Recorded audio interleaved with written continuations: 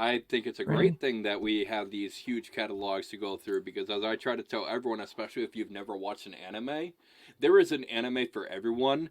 And if you haven't watched anime or you claim you don't like anime, you just haven't found the right anime.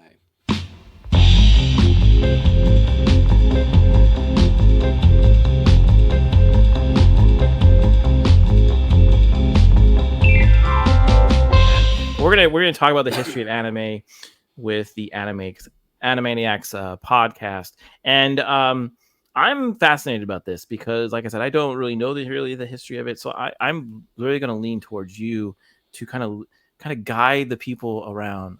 So let's see here.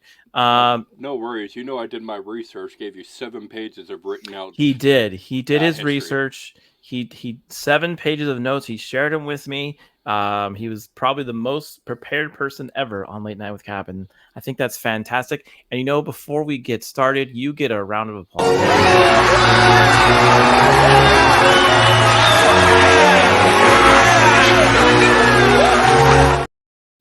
See, that's the thing is you cut off the best bit of that clip. At no point did you make any sense. Yeah. I gotta cut it a little bit. Yeah. You're right. I know. We have that. I have that somewhere, but I know for some reason I don't have it here. So, for anime, we all kind of know, have an idea of what anime is. It's basically, and you can tell me if I'm wrong here. It's just animation that was created in Japan. It has distinct styles, storytelling methods. Anything else you want to elaborate on what like a anime classifies as an anime besides just being made in Basically, it's Japan? just Japanese animation.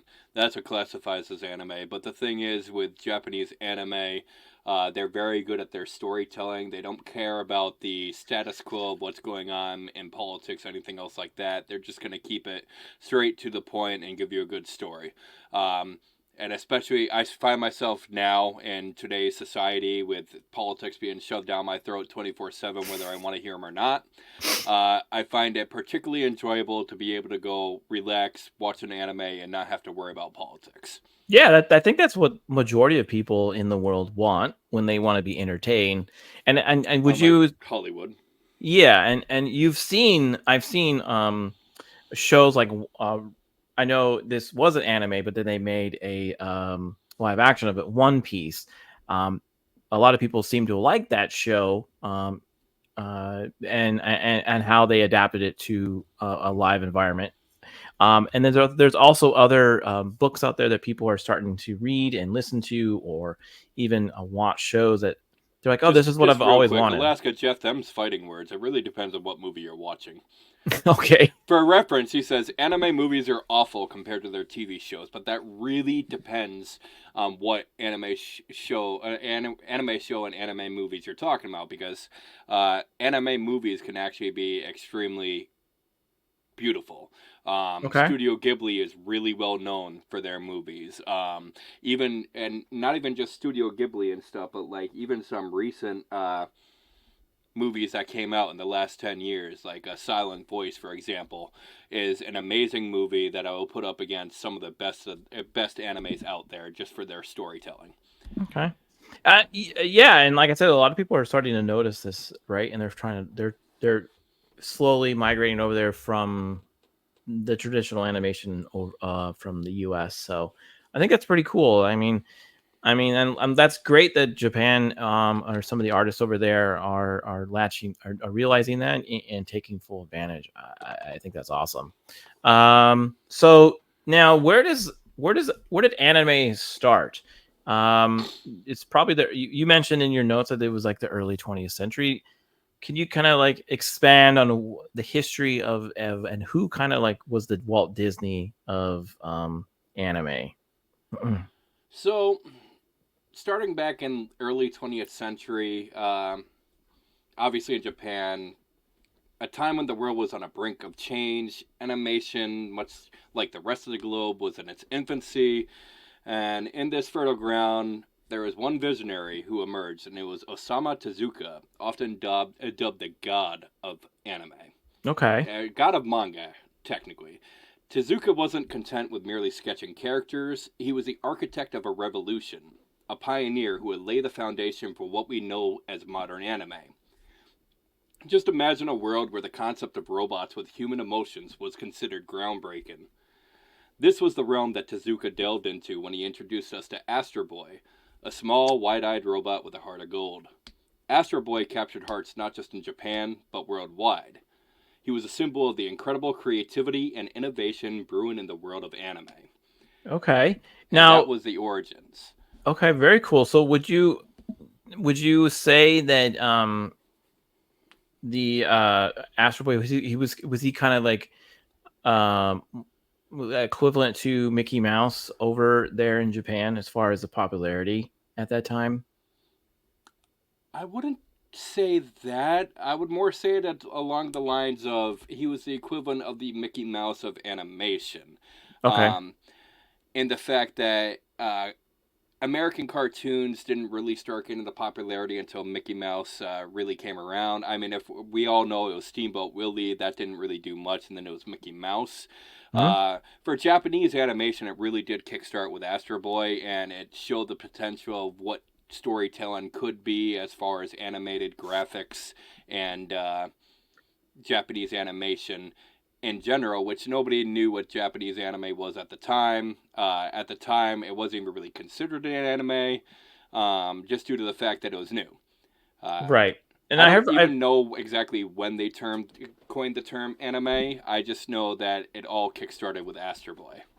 Okay, and then I also read when I did my own research, I was read there was a few are cartoons. There's an example there on the far right of in 19 like around the 1917s, 1920s, where Japan was doing a lot of propaganda videos for the government, and they started using animation.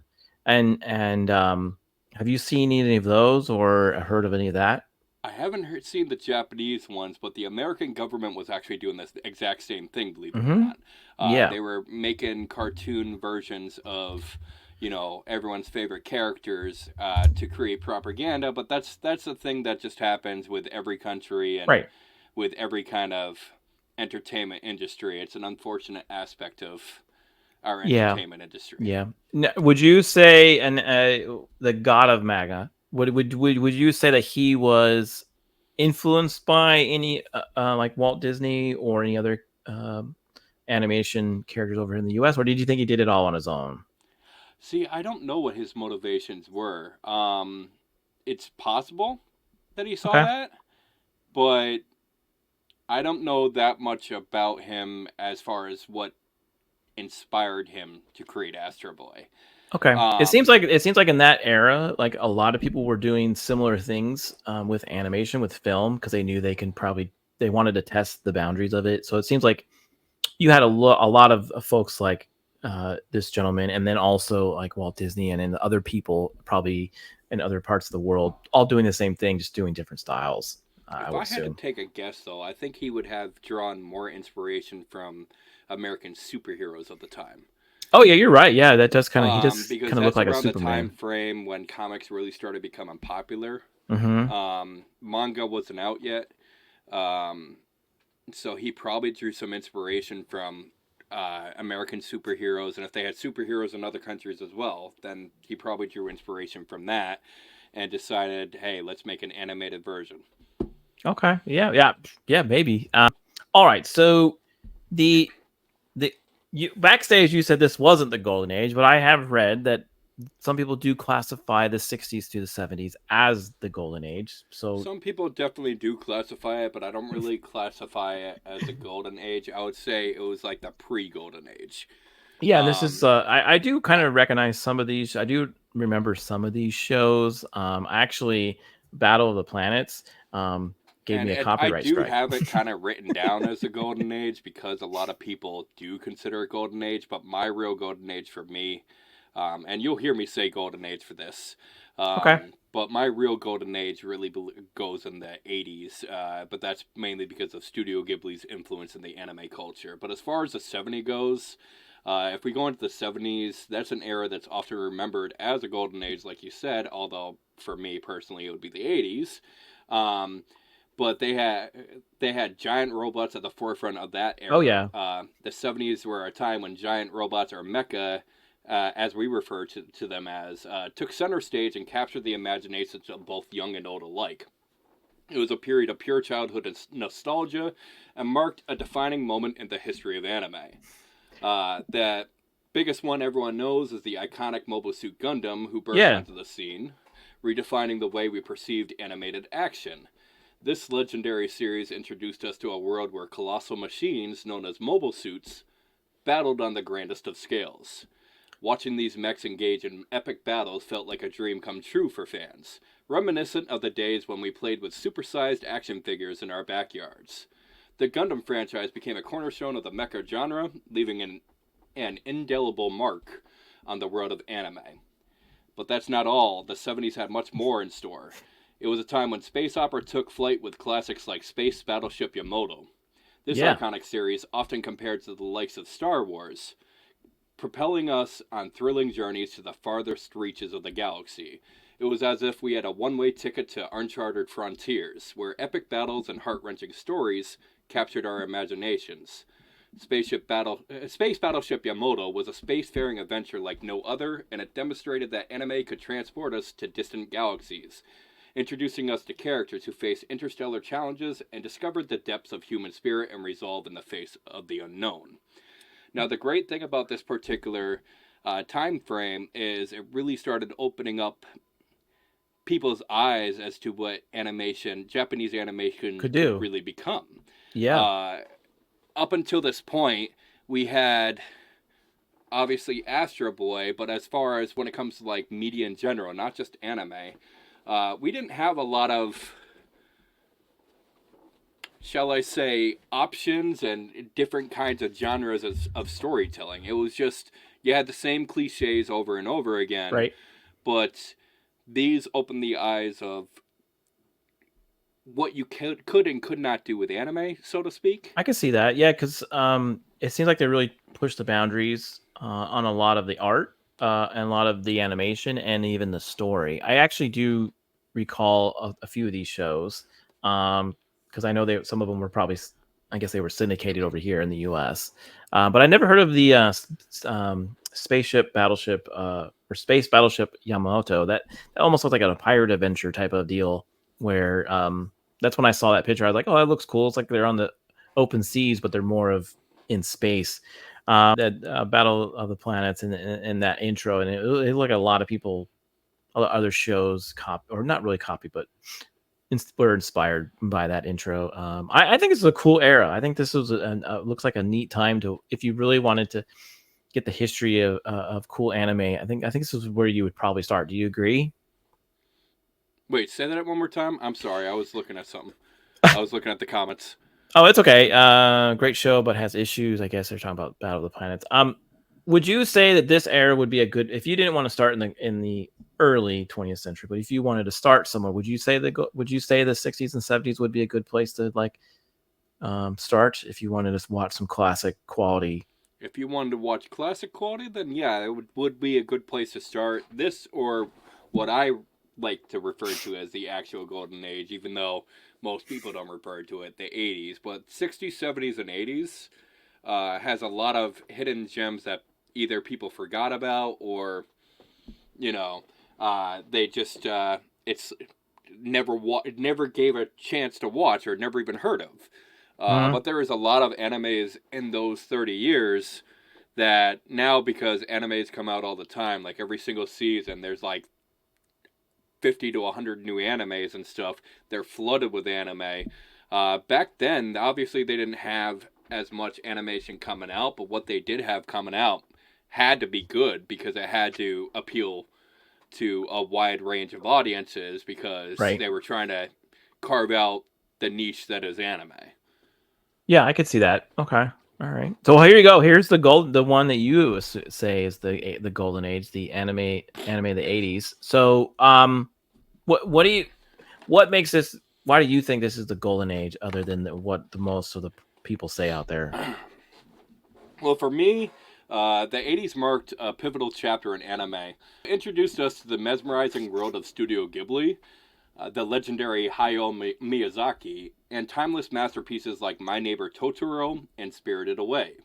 These films weren't just animated stories, they were profound works of art that transcended age and culture. leaving an indelible mark on the landscape of animation. Now, Studio Ghibli is just an absolutely legendary studio. If you have not watched Studio Ghibli No. content, I highly suggest you watch it. I can Okay. definitely give you some great recommendations after this. Um, Sure.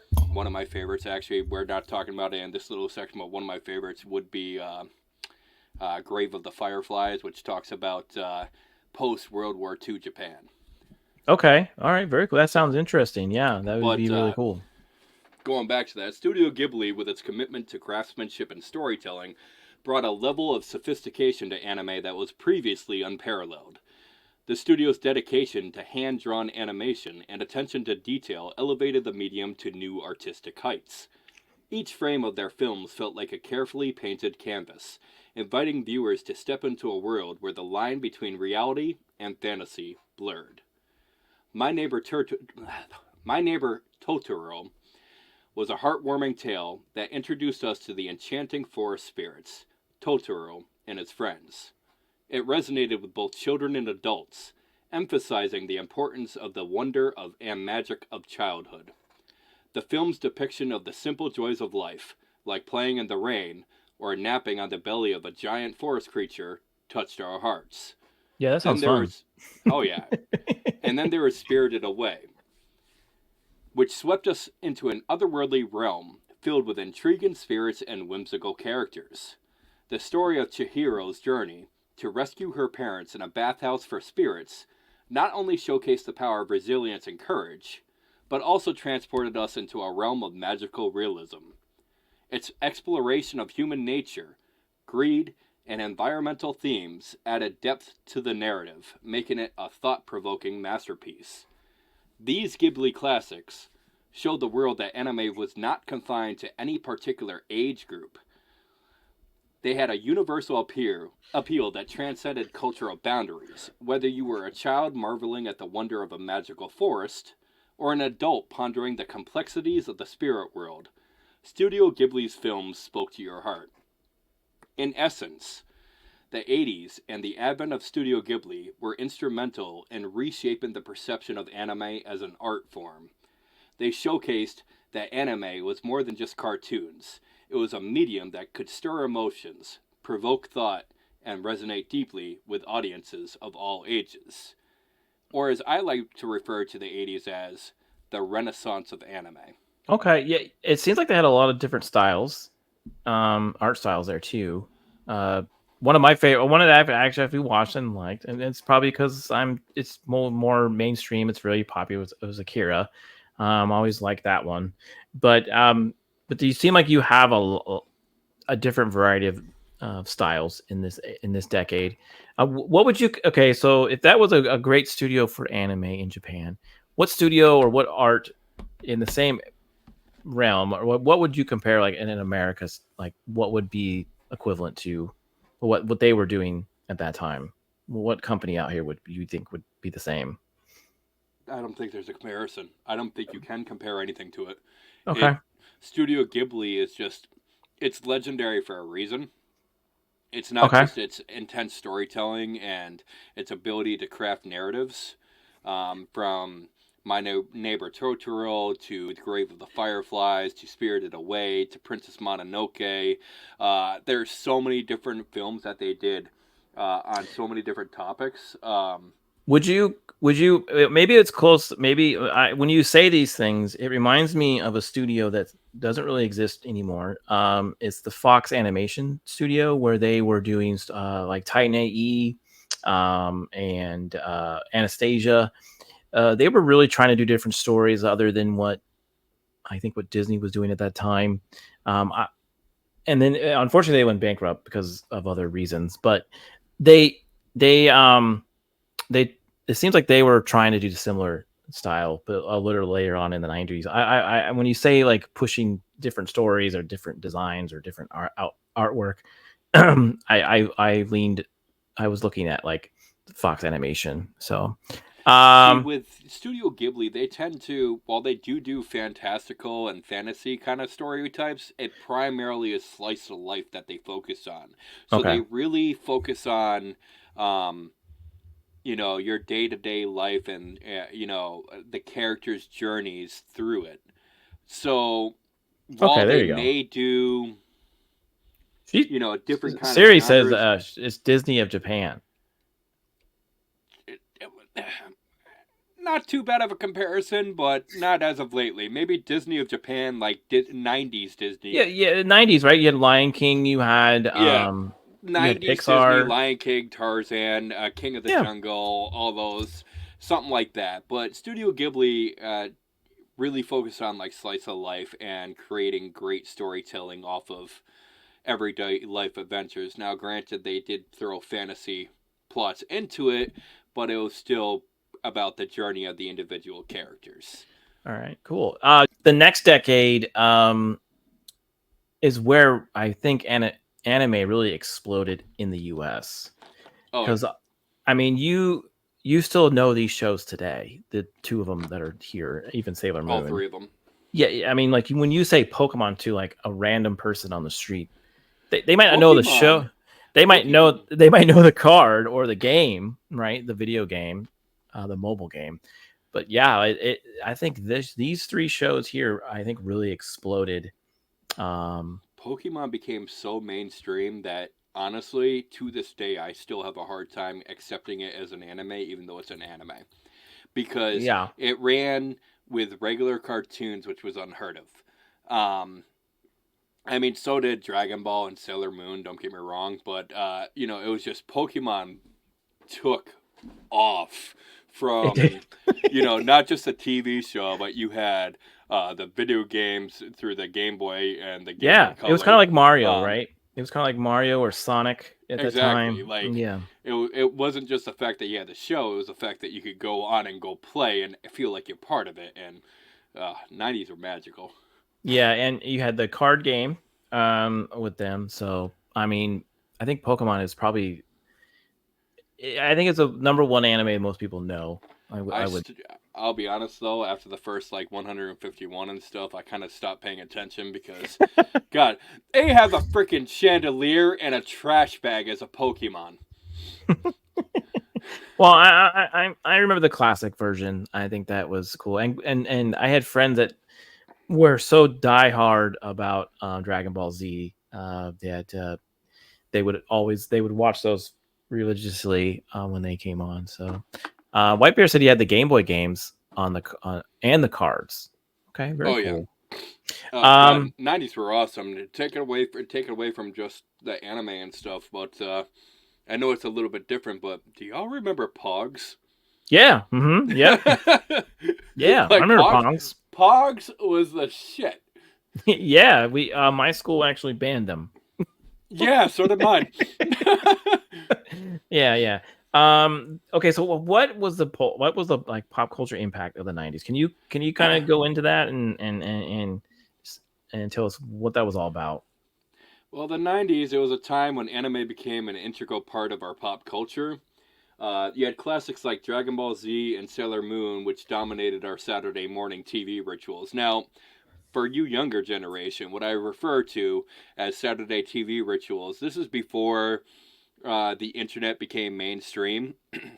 So this is a time when it was worth waking up. I hated waking up early for school Monday through Friday, but if it was Saturday, I was up like immediately. I wanted to go watch cartoons. It was worth watching cartoons on a Saturday morning. I don't know if it was for you, Cap, but Saturday morning cartoons. Oh yeah, they were amazing.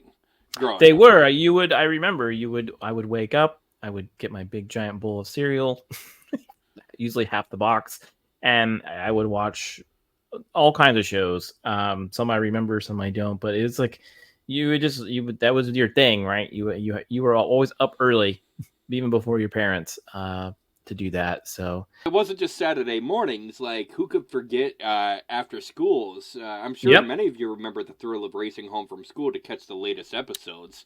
It was a shared excitement and a universal experience for all of us. Yeah, I do remember that. There were shows, like I said, were on Saturday morning, but there were also shows that you said that came on in the afternoon that you had to get off the bus and make sure you sat down because you didn't stream anything. You either watched it or you missed it. So one of mine was like X-Men and Batman, the animated series. So yeah, those were always fun. So, And yeah, there were a lot of animes. I see your comment, Weeb. There were a lot of animes that came out of the 90s, but I'm going to focus on just three for this segment because they were the three that kind of made it mainstream. Or, as I like to refer to it, the original Big Three, even though technically people call the Big Three something completely different, which is in the 2000s. Although to me, this was the original Big Three because without these three particular animes that we have up on the screen, the big three that everybody knows, which is Naruto, Bleach, and One Piece, would not exist because it wouldn't have the popularity it needs.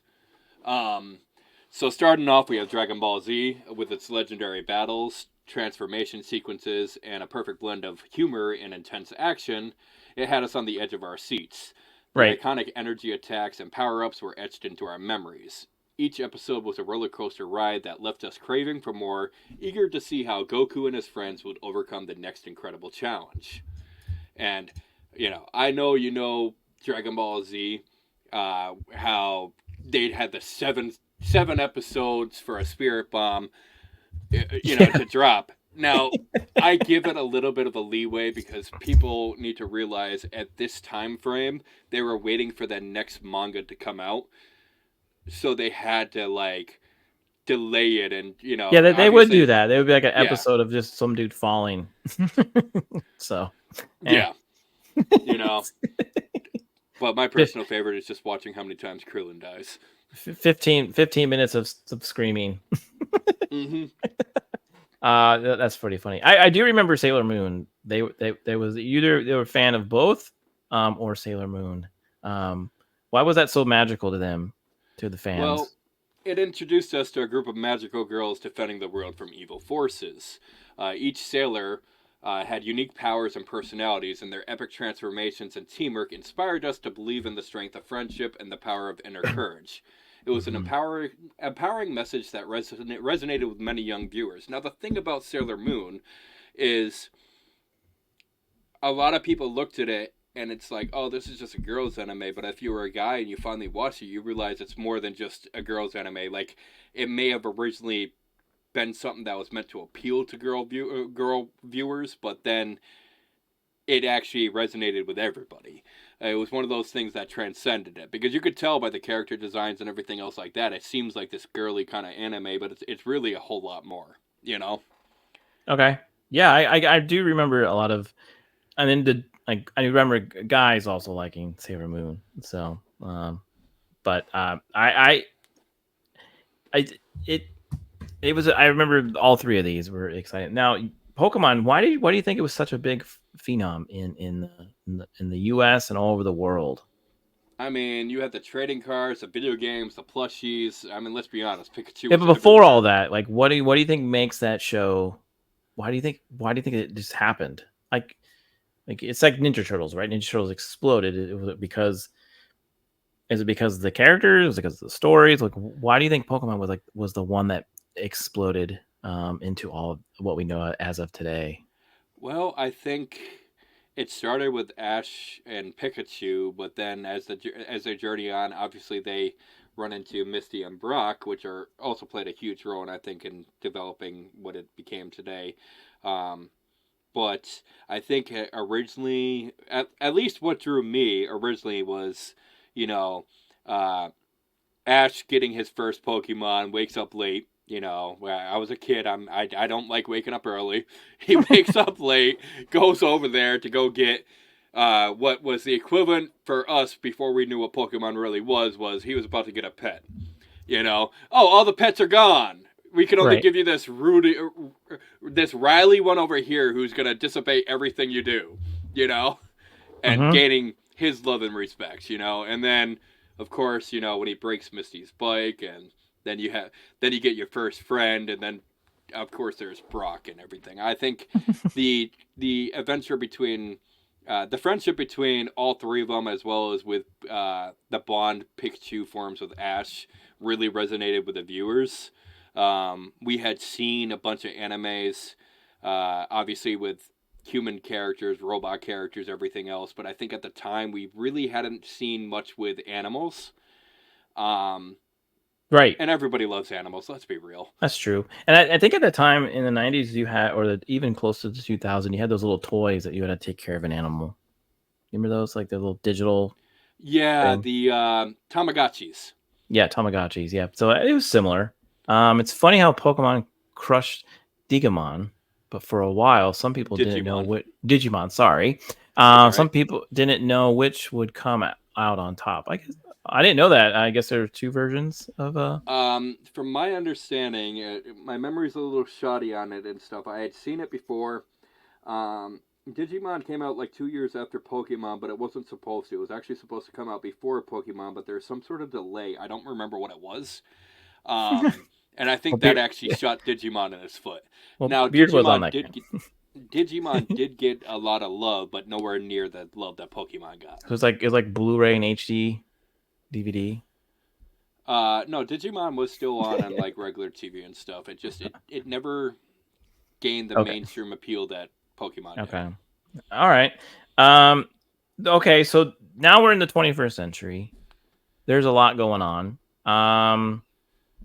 Here, I mean, you could get anime pretty much anywhere now on Netflix, Crunchyroll. But what's changing what do you see is changing? What's the big change happening? The evolution, I guess, for like the 21st century. What do you have? What from 2000 to now? What have you seen? From 2000 to now? Yeah, like you on your notes you have the 2000s. Like I still classify as like what's so different? I kind of have it more like 2000 to 2010 in this particular note section. Okay, but I get why you would say that. So as we move into the 21st century, anime underwent another transformation. It didn't just evolve though; it began challenging boundaries, and it did so boldly. This was an era when anime like Neon Genesis Evangelion pushed the envelope, exploring deeper themes and psychological complexities. It was like Sigmund Freud met giant robots, and together they engaged in a deep conversation about the human condition and meaning of existence. The series' complex narrative, deep character development, and exploration of profound themes marked a turning point in how we perceived anime. But you also had the internet coming along. Streaming platforms like Crunchyroll and Netflix transformed how we consumed the anime. Right, no longer did we have to rely on poor quality fan subs or wait endlessly for physical releases, which is a thing we had to do. It was really annoying. But the world of anime became accessible worldwide with just a few clicks. This marked a new era in the history of anime, one where viewers could binge watch their favorite series in high definition with accurate subtitles. And that was huge for us and stuff because we really did have to rely on poor quality fan subs or wait for the physical releases in order to see it before. And with these us being able to see it on all these mediums now, you got more options for it. Exactly, we got more options, and we don't have to spend money. Well, yeah, you have to spend money for like the Crunchyroll, for example. But what I mean is, I don't have to spend $10, $15 on an anime, watch a couple episodes, realize I don't like it, and I wasted $10, $15. Right, and you could also, and it's going to lead into one of Jeff's older previous questions was, and we talked about it already. You could hear different versions. So if you wanted to hear English or some dub version, a different style, you could. Because he asked earlier on, he came in late, but he wanted to do you prefer sub or dub? And I think you said I hate the fandom that has the sub supremacy. I believe that watch it the way that you enjoy watching it. Yeah. As long as you're watching it, I'm happy for you because, you know, even going through high school and stuff, while it gained more popularity, it was still relatively frowned on. It wasn't really until like the 2010s that it really gained acceptance because the cosplay scene started to blow up too, and just it was everywhere, you know? Right. And like I said, you on those streaming services, you can pick different styles, so you can try either one. And he's also asking, he liked Funimation. Funimation was great and stuff. Unfortunately, they got bought out by Crunchyroll. Yeah, I remember that. Yeah, you can you have a whole catalog out there because of these streaming services of anime that you could just dive deep into and watch it however you want. So I think it's a good thing, right? Do you think it's a good thing for the I think it's a anime? great thing that we have these huge catalogs to go through because, as I try to tell everyone, especially if you've never watched an anime, there is an anime for everyone. And if you haven't watched anime or you claim you don't like anime, you just haven't found the right anime. Okay. Um, Unfortunately, there's still this stigma uh, against anime. A lot of people who don't like anime think it's all just big titties and like nudity. But that's just what they choose to see. Yeah. There's that ones where they show underskirts and Yeah. underwear and yeah. So we're gonna kind of stay here a little bit, but so how do you think the main how are you gonna embrace how does the mainstream gonna embrace or accepting anime? How do you made some quality notes about that? Like, has it gotten better through the 21st century, or on how they pitch those shows? Well, how could I forget the moment anime first started gaining mainstream acceptance? Let's be real. This was a game-changing chapter in the anime story, mainly with the whole getting it through Crunchyroll and everything else like that. As far as gaining the acceptance, with it now being available to watch without us having to buy the physical releases or wait for poor fan subs and stuff. Before this area, being an anime fan often meant belonging to a niche subculture. Okay. Those who cherished the world of anime were often labeled as nerds or geeks. Similar It to wasn't always comics. a oh yeah, it wasn't always a mainstream or socially accepted hobby. Anime was a hidden passion, something you might enjoy in the privacy of your own room, but not really something you'd readily admit to the public. Uh, but the tides And began to change in the early 2000s as a wave of new anime shows such as Naruto, Bleach, and One Piece, or the Big Three, started airing on television networks worldwide. This was a significant shift in the landscape of entertainment, and it marked the moment when anime stepped out of the shadows and into the limelight. right. Imagine flipping through your TV channels and stumbling upon a full fledged anime series right there alongside your favorite American cartoons and TV shows. This was a big deal. Anime was no longer a hidden treasure, it had become a part of the mainstream media landscape.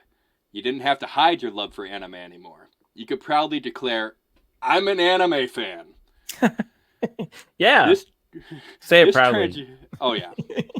This transition had a profound impact on both the industry and the fans. Suddenly, the world of anime was accessible to a much broader audience. It wasn't limited to a niche group of enthusiasts. It was for everyone. This newfound acceptance led to more people exploring the vast and diverse world of anime, discovering shows and genres that resonated with their taste and preferences. The once niche community of anime fans began to grow, and conventions dedicated to anime and manga became larger and much more popular. The world of Yep. cosplay, where fans dressed up as their favorite characters, also saw a surge in participation. Anime became a shared interest, a topic of conversation that connected people from different walks of life. This mainstream acceptance of anime was a testament to the medium's power to captivate and engage audiences across the globe. It broke down the stereotypes and shattered preconceived notions about what it meant to be an anime fan. It showcased that anime was not just a subculture, it was a rich and diverse form of entertainment that could appeal to people of all ages and backgrounds. In essence, this pivotal moment in anime's history signified a cultural shift. It marked the point where the medium moved from the fringes to the forefront of entertainment. It was a time when you no longer had to hide your passion for anime, but rather you could proudly declare it. This was a turning point that allowed fans to openly embrace their love for anime and be part of a worldwide community that celebrated this incredible art form. Yeah, that's it.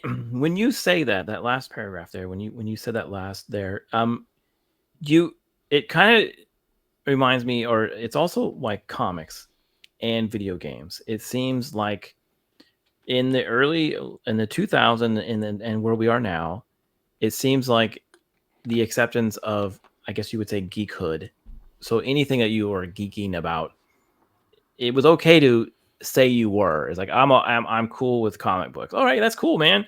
Or like you were a big fan of anime, and people would be. It seems like that happened in a lot of genres in the 21st century, and I don't know if that's just because all of us are now older and we all know what we liked in the 80s and the 90s, and we all like similar things, and I think it's just our generation. Do you agree that's why there's this acceptance? Is it because of our I would generation? think it's more actually to do with the internet, because I feel like we all had, like you said, our likes, but we didn't realize how many people liked it. We You thought you knew were the that. only one. Well, no, it wasn't that we thought we were the only one, but we had went through these preconceived notions that we were like part of this niche group without realizing to the extent how many people really were there. We knew there was an And there audience were because different opinions and all kinds of obviously stuff. they're making money, they're making the shows, they're making the mangas, they're obviously making enough money to survive, Hmm. but nobody really knew to what extent uh, how profitable they were, which would give us a Yeah, hint as to how many people were actually enjoying it. So once you had true. the internet come around, you started having all these chat boards and forums and everything else like that, and it's like you got all YouTube these channels. communities now that are like recommended things. Hey, did you watch this though? Oh, that's cool. If you like this, try this. Yeah, You yeah, know, and yeah, so it was just a trove of knowledge and being yeah. able. It was just Yeah, being able to share the information and your love for correct. it. Yeah, I think that's true. Yeah, and that you said this earlier when you said why you lean toward anime, and it was because it was an escape into another reality, and you wanted to expand on this, but I think that goes for all geek hoods or geek likes or nerd likes or whatever. I think a lot of people just want to escape their day to day. It's getting a little harder because it's coming into the world that we want to escape to, but I think anime is still doing it correctly, and I think you agree with that, right? Oh yeah, it's but that's also because Japan's culture is not influenced by Western values. True. Yes, you're absolutely correct. Yes, yeah. So So as far as experiencing and escaping into another reality, anime possesses a unique charm. It effortlessly whisks us away from the complexities of our daily lives, if only for a moment. Life's challenges can be daunting, but when you tune into your favorite anime or flip through the pages of a manga, a magical transformation occurs. Suddenly, you find yourself in a world where anything is possible. You could be a hero, an adventurer, a magical girl, or simply a companion to the characters on the screen. Anime becomes a haven, a place where you can momentarily set aside your worries and fully embrace the enchanting tales unfolding before you. In those fleeting minutes or hours, you're not just a passive viewer, you right, become an essential part of something extraordinary. The emotional connections you build with the characters, the excitement of every plot twist, and the joy of discovering new worlds. All these moments offer a welcome break from the demands of the real world. Think of it as stepping into a parallel universe where the usual rules don't apply.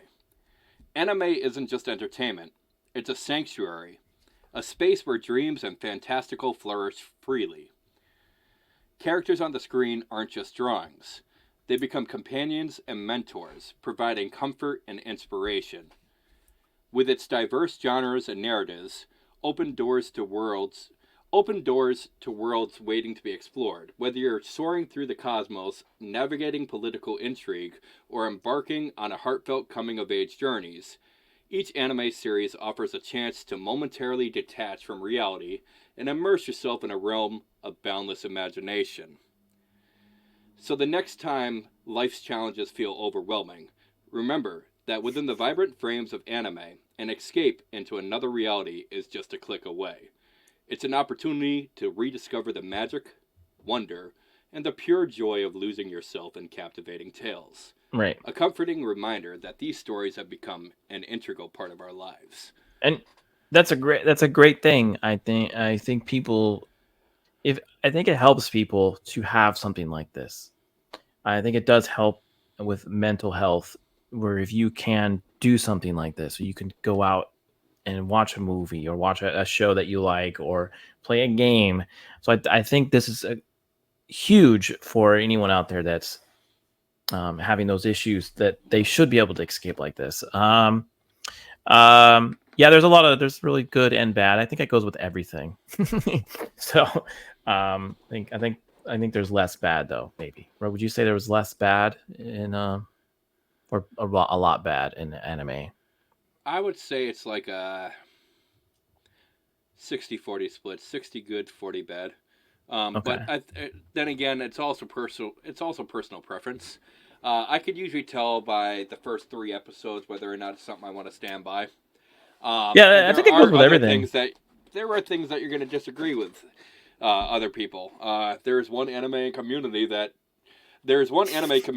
one particular anime's community that doesn't like my thoughts towards its particular Uh oh, show. you have Uh, haters. yeah, so I don't like Demon Slayer, and it's one of the biggest. It's one of the biggest animes out there. I hear that the second season is not like this, but as far as the first season goes, it's like 26 episodes long, and if you take away all the fillers and the unnecessaries, they could have completed it in like 6 episodes. Right. Basically, nothing. Basically, everything could have been done in the first 6 episodes, and they just filled it with a whole bunch of fillers. So the story was too slow. Okay. And I felt like nothing happens. There's like one or two fights. I'm not saying that fights are like the key, but like if your whole thing is about slaying demons, and there's like two, maybe three fights through 26 episodes, uh, there's a little bit of a problem there. Yeah. Um, Yeah, I agree, Jeff. Fillers are frustrating. They do that a lot on a lot of shows. It's something that people do. well, Um, one of the comparisons I did with Demon Slayer, and people hated this comparison, but I was telling the truth, and I spoke about this earlier. Um, is I use Dragon Ball as a reference. I'm like, this is not Dragon Ball where they spent 7 episodes trying to drop a spirit bomb. They had a reason because they were waiting for the next manga to come out. yeah. Demon Slayer did not have a reason to be filled with that many fillers. Now, from what I hear, every season after is a lot more. But I only watched through the whole first. After 4 episodes, I was like, this is terrible. But I watched it trying to wait for it to get better, and after that, I went and put myself through that torture. I'm like, I am not watching anymore. I don't care how much better it gets. This was terrible. Yeah. That's good. Well, at least you know what you do and don't like. So, and that's Yeah. okay. Like you said earlier, watch what you want to watch, like what you like to like, and that's cool. That's Well, how that's the all thing. people As should I be. said, I had someone get So, mad at me on Twitter and stuff about it too because I said something about that, and I'm like, that's the thing about anime. Just yeah, because I don't like something doesn't mean I don't like someone else who likes that. Like right, anime has that thing where we're all gonna have our likes and dislikes. I'm just happy you're watching it, whether I like the anime exactly. or not. So if you are like, you want to also suggest, you mentioned this too. You want to embrace the power of anime. Like, so if someone's new to anime, what do you suggest how they would embrace the power? What is embracing the power of anime? Well, let's be real. In the end, anime isn't just about watching a show. It's about experiencing a universe Yeah, that's extended far beyond the screen. It's about becoming a part of the community that's celebrated. Uh, it's imaginative, it's creative, and it has the ability to escape into another reality for us, even if it's just for a moment. Anime can enrich our lives and provide us with cherished memories, lifelong friendships, and the inspiration to dream big. So if you ever find yourself reminiscing about those days when you sat in front of the TV with a bowl of ramen, remember that you were not alone. You were part of something magical, something big. A world of anime that welcomed fans with open arms and offered them a chance to embark on incredible adventures, whether in the pages of manga, the pixels of a Game Boy screen, or the captivating stories that unfolded before their eyes. And I specifically made sure to mention the Game Boy because around the uh, late 90s, early 2000s, you had a lot of anime games that went on like the Game Boy, and not just Mm-hmm. the Game Boy, like you had regular consoles too, but like the fact that you could play anime style games in your hand and the palm of your hand Yeah, was just yeah. magical. It was. I think anything was cool like that. Like, even like a Captain America game or something. You're like, oh, cool! I get to play that character, and I haven't done that before. That's really neat. Um. So. Um. But yeah. So you know a lot about anime. We could tell just The by funny thing is I'm not even the most knowledgeable out of all the hosts. well, you seem to. You have really impressed me. You've impressed some people in my chat that don't know who you are. So I think that's fantastic. So if you wanted to like wrap a nice little bow on this whole conversation, how would you do that without the history of anime? Um, I'd say let's start by carrying forward the lively spirit it's brought into our lives. Um, Whether you're a seasoned anime fan or taking your first steps into this captivating world, we recognize that anime is more than just a form of entertainment. It's an immersive experience, a delightful escape, and a thriving community that connects fans worldwide. So, as we navigate the diverse landscapes of our favorite anime series, let's cherish the unique magic they inject into our daily routines. It's not merely about watching, it's about feeling, connecting, and sharing the emotions that these stories evoke. Hmm. Anime has a way of transcending screens, making us laugh, cry, and cheer alongside the characters who become like cherished companions on our life's journey. So, whether you find comfort in classic favorites or eagerly explore the latest releases, savor the diverse tales that anime offers. Let the enchantment continue to unfold in your life, allowing each story to create lasting impressions on your heart. And here's the wonderful part: anime is a shared joy. As we revel in its magic individually, let's extend our love for anime to the world. Share your favorite moments, recommend series to friends, and let the magic ripple beyond the screen's confines. Together, let's be ambassadors of the anime experience, inviting others to immerse themselves in the wonder and excitement that anime never fails to deliver. In conclusion, whether you're diving into the next episode with eager anticipation or starting a new anime adventure, do so with an open heart, knowing that you're part of a global community united by the love for this extraordinary art form. The anime journey never truly ends. It evolves with each new story, shared experience, and heart touched by its boundless magic. So let's continue celebrating the power of anime with unbridled enthusiasm, for the joy it brings knows no bounds. Cheers to Yeah, the next chapter of our anime-filled adventures. yeah. Well, you got me excited. I might go watch some later, and you can definitely send me some. You can DM me any recommendations, and I'll try to find it. Well, I I think will that'd be say great. one of the things about our website, in particular, as you said, we're very active on it. I have daily reviews that come out. Now, the thing about those reviews, do not be afraid to read a review if you haven't watched the anime. I specifically make them no spoilers. So I will explain about the anime, I'll explain the themes and topics it touches, but I will not Hmm. actually spoil the anime so you can enjoy and revel in the magic of the anime. Okay, very cool. What is your best current anime right now? Um, of the recent animes, I would probably go with Mushiki Tensei. Okay, all right. I'm maybe you can put maybe we you can share that link with me, and I'll put that in the description after the show, so that way we can add it. Yeah, you've really Link raised of our website. not the website, the show that you just mentioned. Oh yeah, The yeah. one, yeah. Well, I will have that. That's already in the description. Um, you have really raised the bar for being a guest tonight. I think this has been fantastic. Before we kind of really wrap it up, um, how I know you said people can find you on, and mentioned that people can find you on Twitter and your website. You also sell stuff for anime. I Yeah, noticed. yeah. And I got a big reveal and stuff. Now, if you're following us on Twitter, you would know the reveal. If not, you'll hear it in a sec. So why don't I just go through this thing, because I wrote Sure. down like a whole closing and everything and stuff. And of course you can add on to it if you want. But as you see, like I said, I haven't been live in like 3 months, so I went No, ex you're good. electronica on the notes.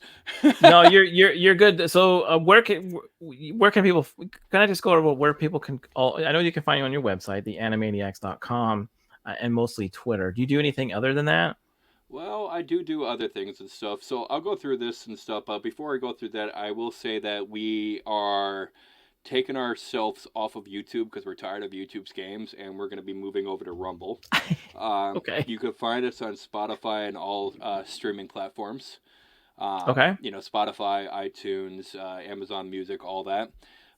We have many different podcasts, and what I mean by that is, so we have the Animeneax Podcast, which has all of our podcasts show up on the reel because it shows up on the site.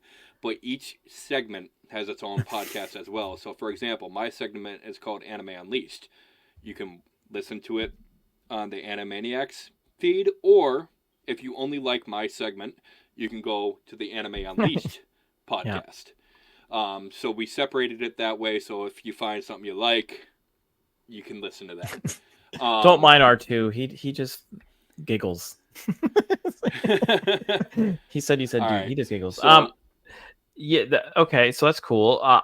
Continue. Sorry. was just. So if you're passionate about anime, as clearly I am, and as is the rest of our team, and by the way, if I can't really pay right now and stuff, but if you're interested in potentially creating some stuff for our site or anything, all you have to do is reach out to me.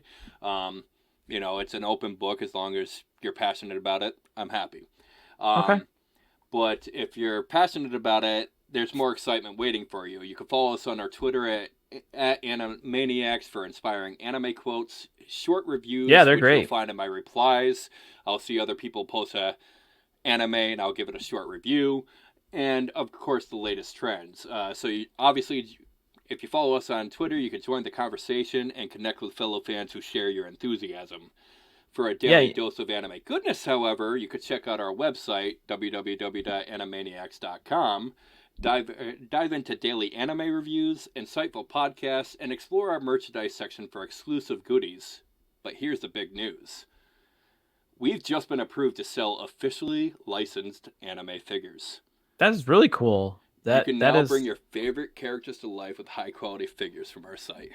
Yeah, I saw that. You on your website. You. I mean, they're good size figures that you can sell. And I know you won't show it on live, but you showed me earlier backstage of the collection you have, and it's pretty. You impressive. know what? But yeah, this has been fantastic. Like I said earlier, I really wanted. It seemed like you. I just asked to see if I needed to fill a spot for this Wednesday, and I'm so glad that you were able to be available. And I would definitely have you on again to talk about whatever else out there is in the world. I think this is fantastic. But before we go, well, it's definitely been fun joining you. I know it was last second and stuff, but as I said before, not being live for as long as I did, I want to make sure I had the notes. No, you're fantastic. Before we part ways, I do want to give a massive thank you for having me on this incredible show. I will say to anyone who listens later, from my end, JT provides a unique space for content creators to share their passions and excitement in a fun and engaging environment. While he may not focus on anime content, he does offer a platform for enthusiasts like us to connect and express our love for what makes us geek out. So I encourage everyone to check out JT Gunn's content. If you love hearing about diverse passions and creative journeys, you'll find a treasure trove of entertainment and insights. That is, you know what? That gets another cap dance.